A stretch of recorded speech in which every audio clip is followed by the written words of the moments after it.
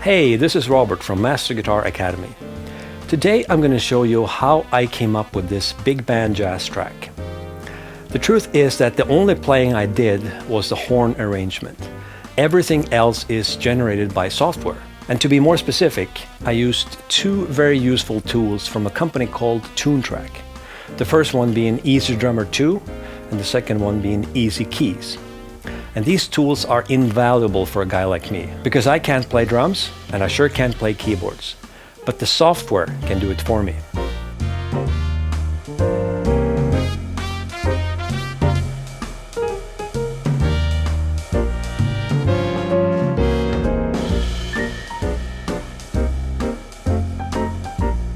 Now let me show you how I did this. So let's start with the drums. Look at the channel strip over here. This is a software instrument track, and the source is EZdrummer. I'm going to click here and bring it up. Here you'll see some of the add-on packs that I have and different libraries. And the library that I'm going to use today is the big band one. So over here we can see that it comes preloaded with different grooves. So let's have a listen. And right now I'm using the big band ballroom swing plate preset. I can change that anytime by going in here. Let's try low bit. Let's listen to a different variation.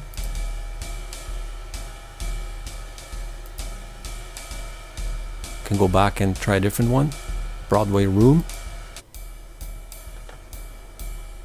Well, let's try a different groove as well.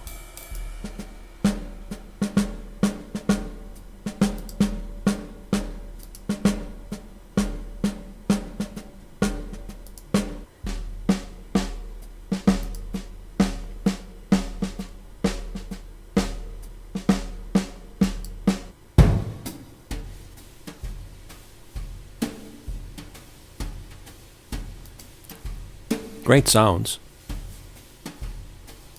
I actually like the Toontrack low bit preset, so I'm gonna go with that. It sounds like this.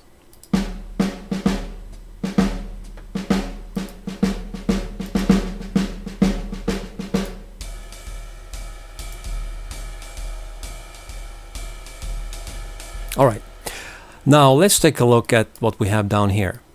So this is the track view, I think they call it, song track. So it's like a kind of a timeline. And the cool thing about this is that these predefined MIDI grooves, you can take one of these and drag them onto here and build your song this way. And that's what I have done. You can also take it and drag it onto your track in your host if you want to. So I just built this song by dragging and dropping different grooves. Really easy. So let's take a look at this one that I dragged down here. I can play it back. And if I click here, I will see the play style.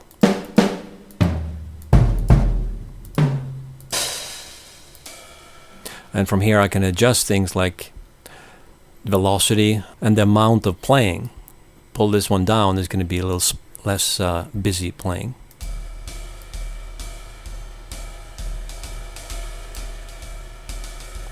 Alright, let's go back to this view.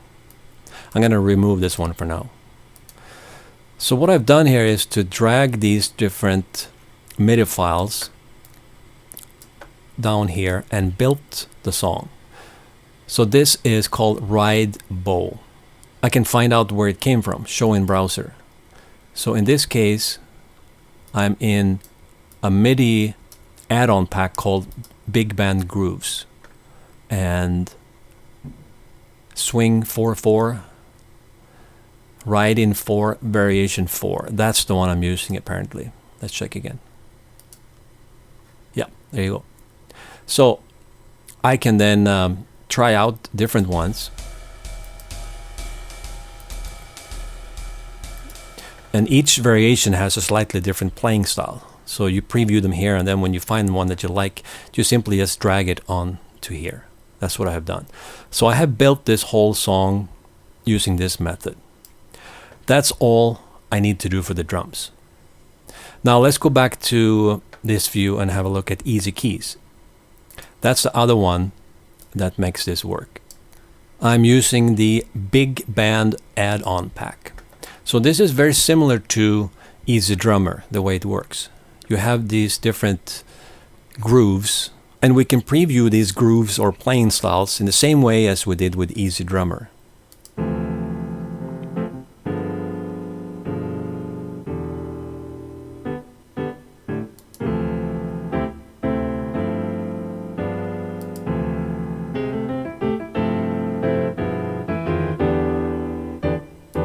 And up here we have the libraries. I have the grand piano selected, and the preset is Swedish jazz. So what I have done here is to find a playing style that I liked. And then when I have found one I like, I simply drag it down here in the same manner as I did with EZdrummer. Now let's take a look at this one. I'll zoom in a bit. You see the chords are showing up here as well. So I can listen to this groove here.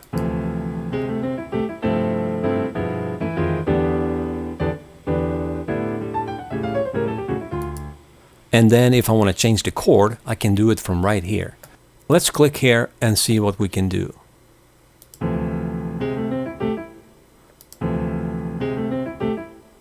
I can add a sixth. I can go in here for details and try a different interval to this chord. I wonder what this will sound like. Not very good. I can remove the 6. I can change this to a different voicing. And we can change it to maybe E minor. Let's do an E minor 13.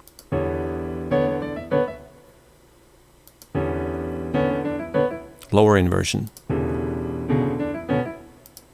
What does that sound like?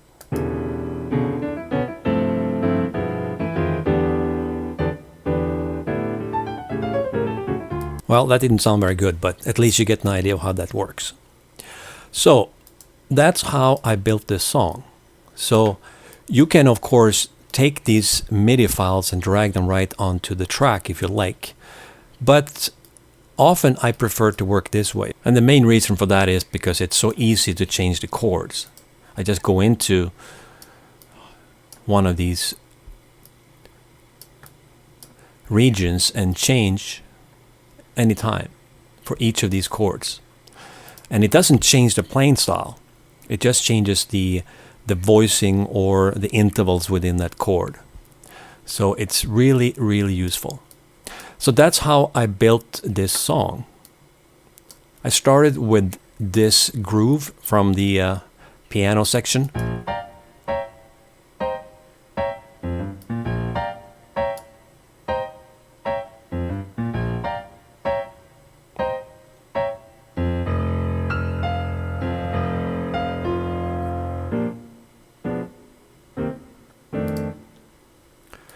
And I can look up which one this is. Show in browser. It's this one. Although that was a different key, but it's the same playing style.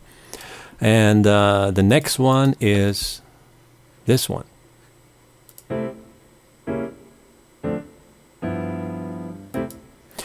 So the way I wrote this tune was to go in here and listen to the different styles and then gradually build the tune. I used drag and drop like this, and then I changed the chords if I had to. Actually, in this case, I didn't change any chords. I only went with the default. I then gradually built the tune, and I thought out, okay, this is going to be a good section for the A section, and then I had a bridge and so on. I did the same thing with the drums. So I matched it. So in the beginning, I just have the ride bow. And when I play here, you can hear it.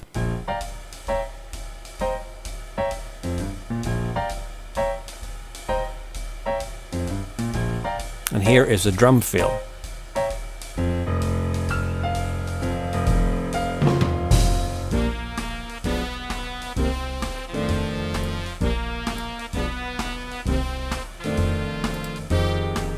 Let's look at the piano view as well.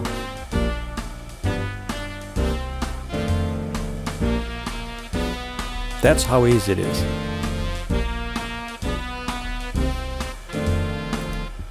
And if I don't want to see this browser, I click here and I see the piano. And I can switch to a different library if I want to see what this sounds like with an electric grand.